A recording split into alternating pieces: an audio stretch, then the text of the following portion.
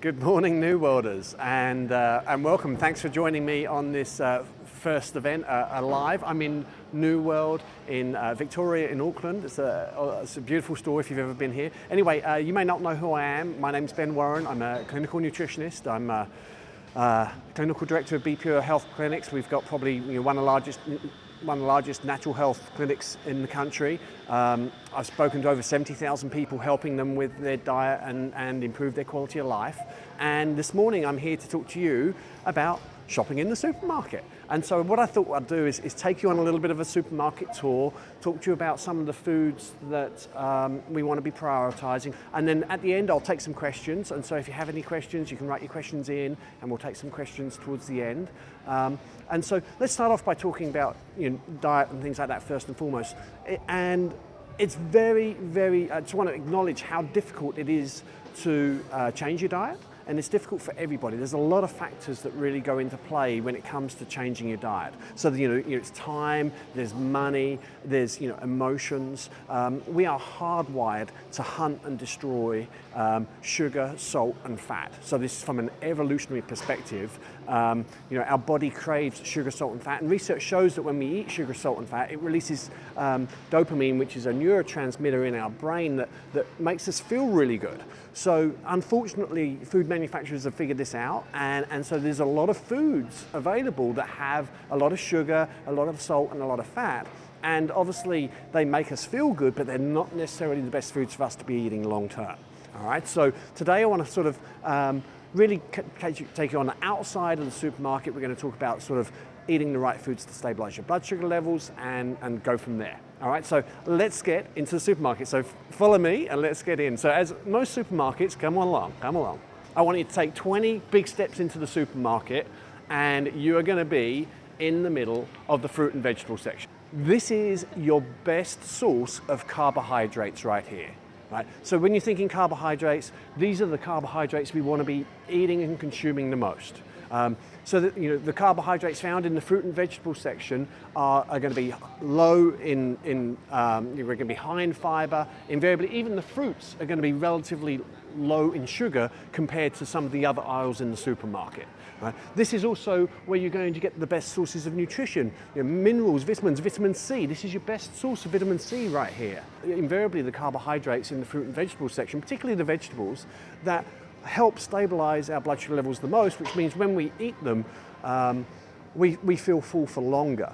And so stable blood sugar levels, let's talk about that for just a moment. Stable blood sugar levels are absolutely king because the more that we can stabilize our blood sugar levels, the better energy we have, the more we can stabilize our mood, the easier it is to manage our weight. And so we really want to stabilize blood sugar levels as much as possible. And so eating high quality, what's called a low glycemic index, which is an index of how quickly the food turns into sugar within your body, the fruit and vegetables are going to be absolutely key. So, right now, there's an abundance of, we're in summer, moving into autumn, and so there's an abundance of, fresh, local, seasonal fruit and vegetables. And that's exactly what you can find here. New World does a very good job of labeling their produce so that you can see it's, New Zealand, often where it's from, so that you can then, and the good thing about not only eating fresh, local, and seasonal is not only is it the most nutritionally best choice that we can make regarding fruits and vegetables, but it's also cheaper because when things are in season, they're much cheaper. All right, and so it's just something to be aware of that when you start looking, if you're on a budget around looking for seasonal produce, that's also going to be the cheapest. All right, and building those into your diet.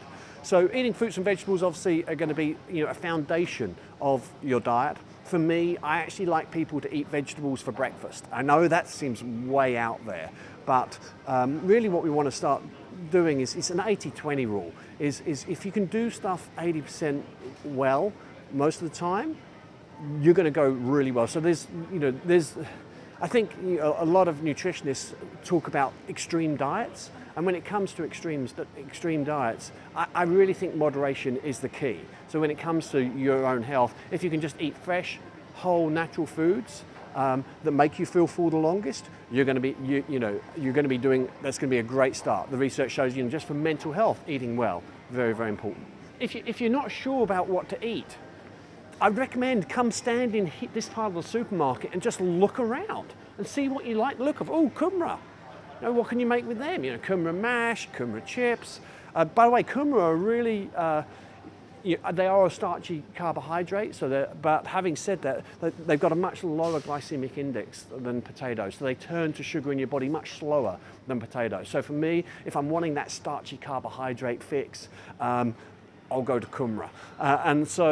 Which, sometimes you do want a starchy carbohydrate fix. And so it's a matter of just looking around going, what do I like? What do I fancy? Maybe it's a vegetable stir fry, but look at what you fancy and what you like. And there's so much incredible resources to work and use here.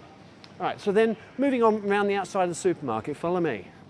So snacks, all right? So, coming into, I obviously like a big fan of fruit and vegetables and snacks, whether that's carrot dip and hummus, or whether that's just a piece of seasonal fruit like apricots right now or plums. But then other snacks like nuts and seeds. All right, so again, super easy. You just come through, get the nuts and seeds that you want for snacks. What I'd recommend is you always carry a bag of little nuts and seeds in your bag with you or in the glove compartment of your car, so that when you get hungry, you've got a snack right there. Because otherwise, myself too, once I'm hungry, it's going to be tough. It's going to be really hard to make the right food choices. So trying to get the foods there available for you is going to be really helpful. Obviously the veggies is where it's at. Let's skip through the alcohol and have a look at the other side. We're at the back wall of the supermarket, and this is true for most supermarket setups. And so you're in the high quality fats and proteins right here. So these are your best sources of fat and protein. These are going to be the foods that help stabilize blood sugar levels the most. And so let's talk about eating the right macronutrients, which are fats, proteins, and carbohydrates for you. All right. And so at the moment, you might be aware there's a lot of extreme diets out there. At one end of you've got the ketogenic diet, which is a very high fat, high protein, low carbohydrate diet. And at the other end of the continuum, you've got a plant-based, say vegan diet. Now both those diets, there's nothing wrong with them, they're fine, but it's about finding the right diet for you. And at the end of the day, it's about you staying full and having good energy levels from eating those foods. And so we know that from a genetic perspective, at one end of the spectrum, we've got Inuit. They get 80% of their calories from fat and protein. They're very healthy doing that, so basically like a ketogenic diet. And at the other end of the continuum, you've got cultures around the world that are more of a vegetarian, vegan type diet. And again, they're very healthy doing that. All right? So at the end of the day, what you want to start looking at is being aware of what you've eaten, whether it's fats, proteins, or carbohydrates, and then how do you feel? So a good example of this is if you have porridge for breakfast. Okay, so porridge invariably is quite a bit of carbohydrates, which is fine. But if you stay full till let's say you have porridge at 7:30 and you stay full till 12:30, okay, that's a good sign. That means that your blood sugar levels were nice and stable and that porridge is a great food for you to be eating. But if you're somebody who eats porridge at 7:30 and you're like me, by 9 o'clock, I'm starving hungry, then that's probably, you need to add some fat and protein to that. So a good example around this is, a lot of people don't necessarily have like Avo Smash, except on a weekend. So Avo Smash is high fat avocados, good fats. We'll talk about fats in a moment, and an egg, which is good fats and proteins. And there's usually some carbohydrates, some kind of toast or bread, and so the chances are that people, when they have Avo Smash, they stay full for a long time. And that's because the fats and proteins stabilize your blood sugar levels. And so this is really, really important, not only for energy levels, but also for how you feel, your mood, and also for weight management, all right? And so high quality fats and proteins, and obviously eggs are down one of these aisles. And so, they're a very simple, cost-effective way to increase fats and proteins, particularly at breakfast. Okay, so I'm not against eating any of this. I think in New Zealand we're very lucky. A lot of this meat right here, if we were in America, would be marketed as organic because in New Zealand it's still the cheapest thing to feed animals is grass. So invariably, predominantly we're grass fed still. So I actually don't have a problem. We're very, very lucky in New Zealand. I think we've got some of the best meat supply in the world. All right. So follow me. We'll just keep going around the outside of the supermarket a wee bit.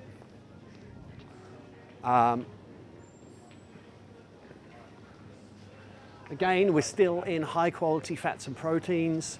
All right. Again, absolutely fantastic. Seafood, fish. Let's talk about this for a moment. So we're talking about different fatty acids, and we're going to talk about fats shortly. But seafood, particularly foods like salmon, have very high levels of omega-3 fatty acids. And omega-3 fatty acids are very important for controlling inflammation, aches and pains in your body, and also very important for your mental health. So I'm a big fan of people, being mindful that, if you can afford it, is getting some fish into your diet. And then as we start moving around, we're into more specialist foods. So we've got cheeses, butters. Dairy products are a wonderful source of fat and protein. But some people struggle to tolerate dairy products. So how do you know if you struggle to tolerate dairy products? Is one of the main things is when you have dairy, if you had a lot of dairy, you start getting blocked up sinuses, your nose gets a little bit blocked up. Okay, that's a big sign that you're probably not doing so well on dairy. Okay, so what you can then do is eliminate dairy. There's lots of wonderful other options these days, like with coconut yogurts, coconut milk, almond, nut milks, things like that. But you can then experiment with going a number of weeks without those and see if those sinus issues improve from it.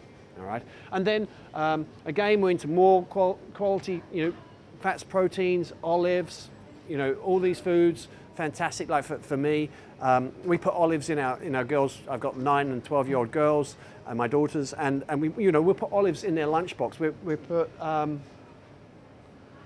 courgettes, which are like little courgettes. Is that what they're called? Anyone know what they're called? Cornichons. Yeah, and those little gherkins. We put them in there too.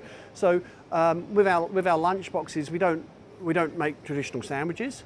For our girls, we tend to take all of these different foods, like my daughter, one of my daughters, she loves these things, and they're packaged up, easy to put in a lunchbox. And so, we kind of just take all these different foods and put them into a lunchbox rather than within a sandwich. Now, that's quite a big step for your kid to get. So, you have to understand that they've been brought up with me as their dad, so that's kind of like they're used to it.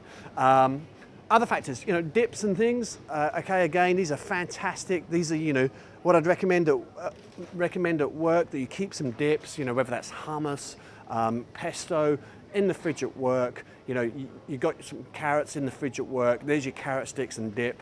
Okay, for a snack. Just make life really easy for yourself. Life's hard enough as it is without trying to make your diet really difficult. In fact, I think it can be quite. Once you get into this, it can be quite easy to do this because it just becomes a way of life.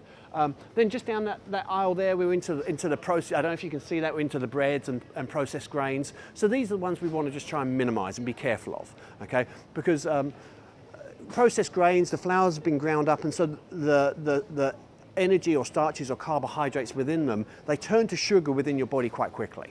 All right, and so this is why they taste so good. And so we just have to be mindful of that they're not going to be necessarily the best foods for stabilizing our blood sugar levels, and also not going to be the best foods for weight management either. All right, so we want stable blood sugar levels for weight management. All right, let's go strike down a couple of aisles now, because most of the food we want you eating, or I advocate for people to be eating, is in these sections we've just seen right there. More salmon and high quality fats and proteins down this aisle, dairy products. Okay, so it's all good. As soon as you get into the aisles of the supermarket, you have to start being a lot more careful as a consumer, because there's foods in here that are absolutely fine, and then there's foods in here that are really just playing to your evolutionary trait of wanting to hunt and destroy sugar, fat and salt.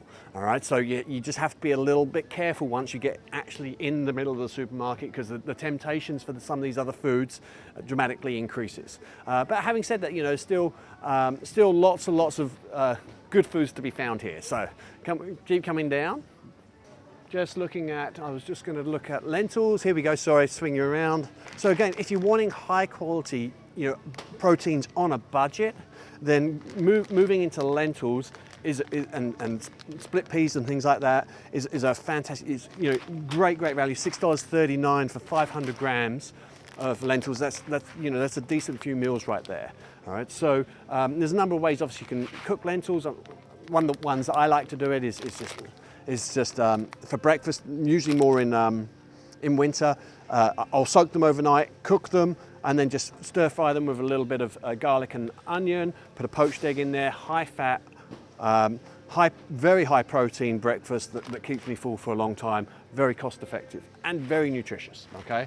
So some nice foods there. If we just come around this side here, we're into peanut butter. I think peanut butter's fine as a snack, okay? So again, yeah, no problem at all with peanut butter as a snack. It's at Be Pure, it's something that it's kind of like a household staple at Be Pure. That pretty much there's so many jars of peanut butter. Everyone's got their own flavour, and yeah, just eat it off the spoon. Super easy. Coming on down, other real bit of gold in the middle of the supermarket here. Tinned fish, okay. And so when you start looking at the tinned fish, again, there's. Don't get me wrong, if we could all go out there and catch our own fish and eat it fresh, that would be best. But, modern world, that's not going to happen. It doesn't happen for me. And so, with the tinned salmon and tinned tuna, really, really easy to get the tins. There's your lunch right there. Okay, you just need to add some carbohydrates to that, whether that's some stir-fried veggies or some lettuce or some coleslaw or a beetroot and carrot coleslaw or even just a few pieces of fruit. Pretty easy, quick, easy, cost-effective lunch, high protein, high fat, keep you full, keep good energy levels. Okay, keep going around, we'll just go around to the fats and proteins.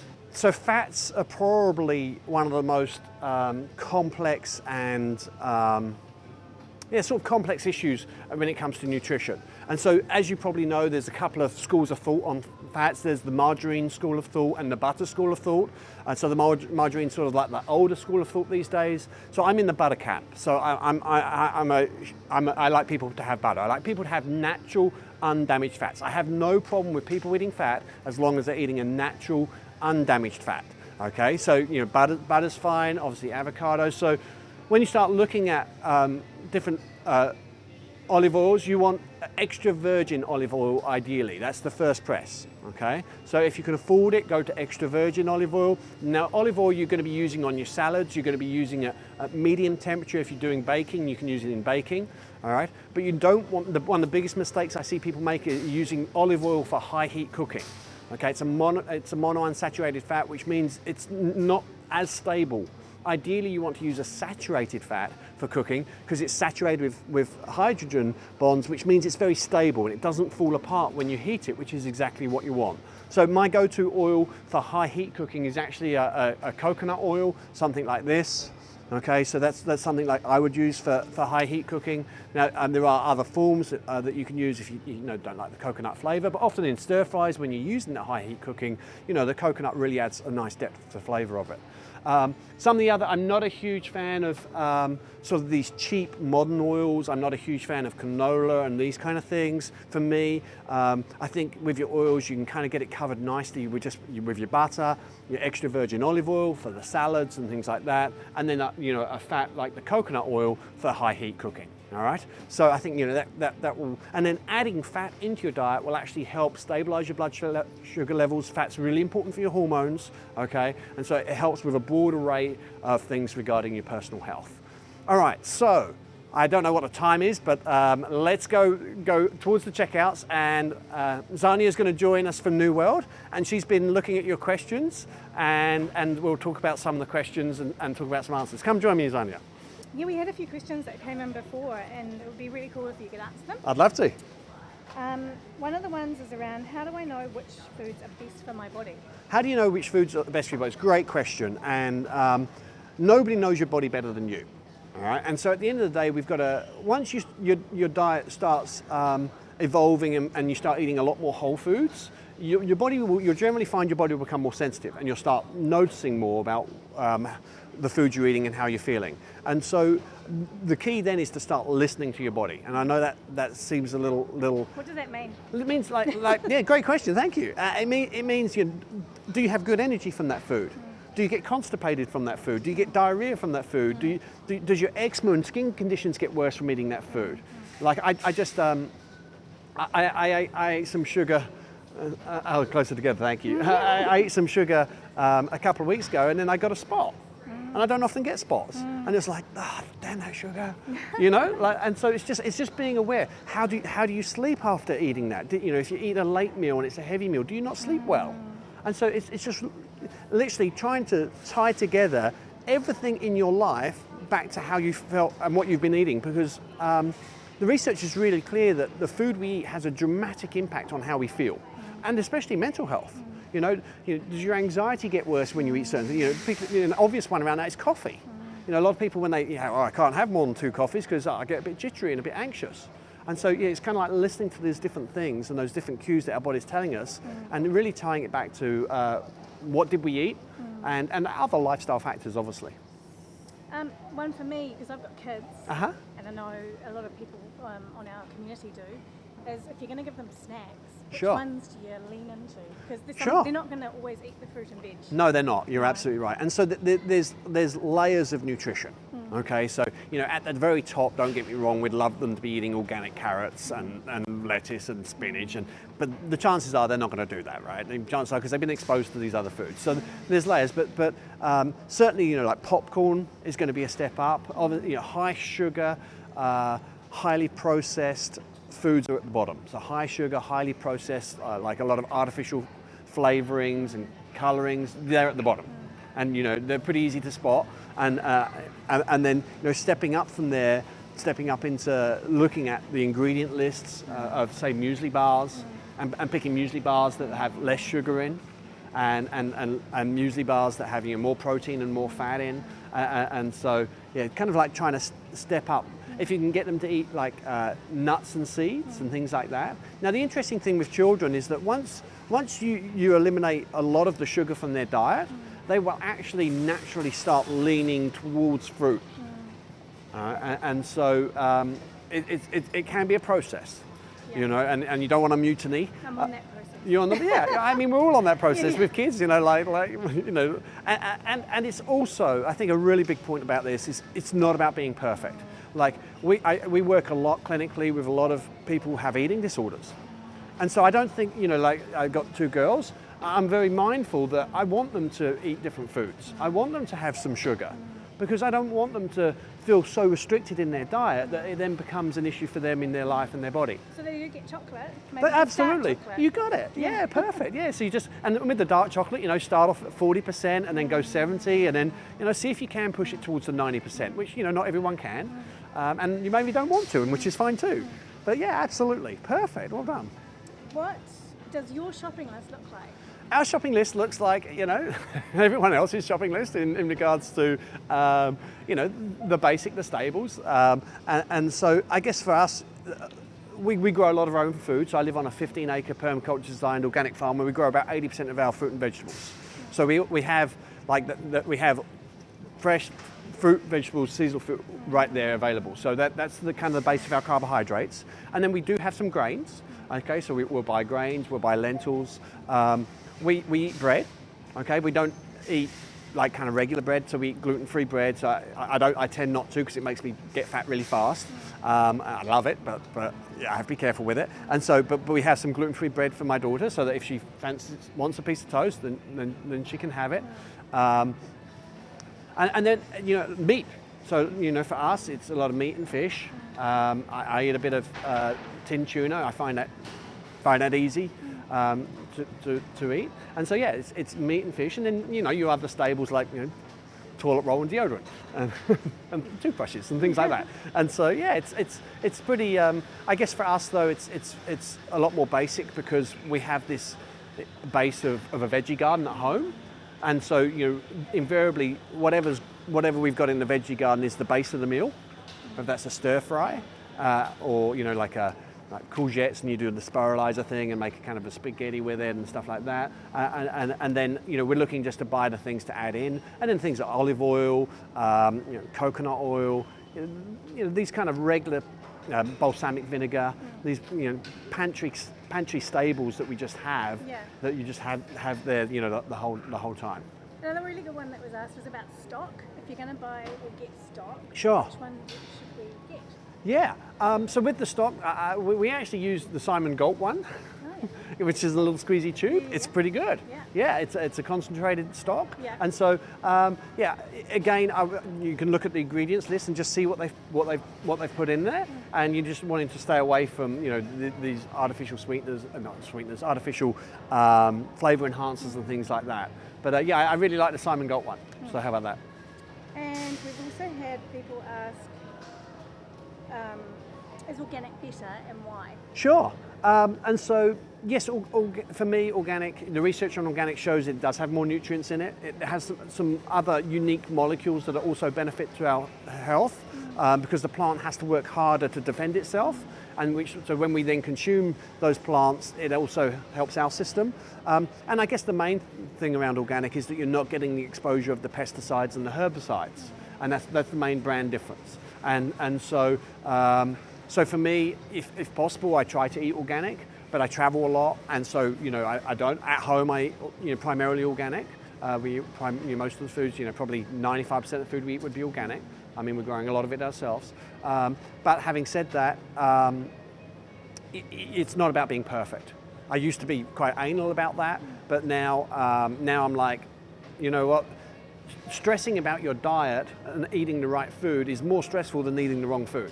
So just relax and enjoy the food sometimes. What are your go-tos? We talk a lot about New World at what people's go-tos are. What are your go-to meals that you have as a family, and it's something that you regularly... Probably a green curry would be a go-to meal. Very simple. You can buy a really nice green curry paste. So it's just like stir fry some veggies, chuck in some chicken, green curry, coconut. That's definitely a go-to meal. Other go-to meals are going to be just summer right now. We're in salads. So we're just in salad mode right now. So it's literally just, there's tomatoes in the greenhouse, there's cucumbers, there's peppers, there's lettuce, there's rocket, there's different forms of different greens. So literally it's just like that. And then with high quality fats and proteins like some Bostock organic chicken.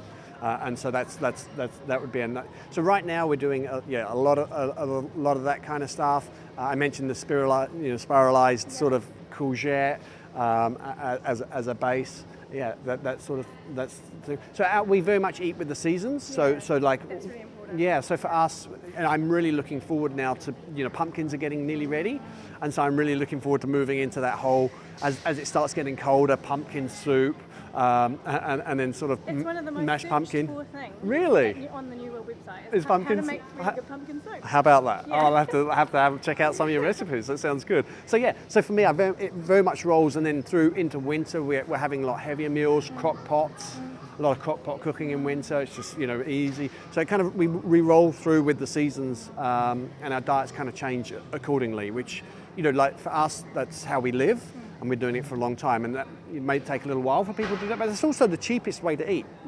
It's because those abundant foods in season will be are better priced, and they're seasonal, they're local, and New World does a great job of labeling New Zealand, lemons, oranges, whatever fruit, apricots, plums, and so I've got a question, which is my kids love pasta.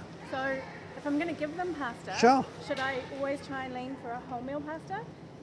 Yeah. Rather than trying to stop them eating pasta altogether. Absolutely, yeah. And same with rice. Yeah. Should it be brown rice? Yeah, that's a great point. Decision? Yeah, absolutely. So again, there's this levels of nutrition. So white rice ideally would want to go to brown rice. But having said that, children do need carbohydrates. And so I don't necessarily have a problem with them having white rice. They do need carbohydrates for energy production. If they're burning off, they're growing, use sports, they're hungry, and you've got to feed them, and you've got to get something in them. And so I have no problem necessarily with that at all. But obviously, more we can go to a brown rice. With regular pasta, wholemeal pasta again would be a step up in nutrition. Yeah. But there's some, if you can afford it, there's some incredible bean pastas now. Mung bean pasta. So it's a higher protein pasta, and then you don't have for some people their bodies really struggle with gluten, which is a protein in certain foods, and so you're moving away from those kind of pastas can be very beneficial because of the gluten issue, and so. So it's just kind of being aware and again moderation. Yeah. My eldest often will have a smoothie for breakfast. She doesn't eat much protein per se. She doesn't generally like protein, and so we actually add an egg white protein powder to that as well. And she doesn't eat eggs, and so it's quite difficult for breakfast to get the protein in, and so that kind of works for her. And obviously there's nice protein in the yogurt as well. So proteins include meat? Yeah, meats, beans, nuts, seeds, eggs. And do you have like a rule on your plate, like kind of what the plate should be made up of? Yeah, I don't, but I think I think as a starting point for most people, making sure they have some protein on their plate is very important. It's very easy just to have carbs, and as people start getting kind of into this a little bit more, they may find that they go better with more protein. Yeah. So some people like yourself, you may find that you go better when you have eggs for breakfast, that you stay full for longer, that you don't need morning tea, or you're not tempted by morning tea when you've had a nice breakfast. We're a porridge household. Are you? And, yeah. and you go okay on porridge? You stay full till about lunchtime? Yeah. Nice. For that one. Oh, perfect. With So blueberries and raisins. magic, yeah. So organic. that's fantastic. My Good. go-to. Your go-to is perfect, Yeah. and so that tells me that you most likely you're more on the carbohydrate side. That's like my downfall. Yeah. Bread. So so you know That's that. where I try and stay away Yeah, from. you know that, so it's fine. Yeah, it's perfect. And so that's the journey. That's the journey through life and into nutrition. Yeah. It's Cool. been really cool. Thank you. Hey, you're welcome. Thank you all New Worlders, and thanks New World for bringing me down here today, and all the best with your shopping and your nutrition going forward. Thank you.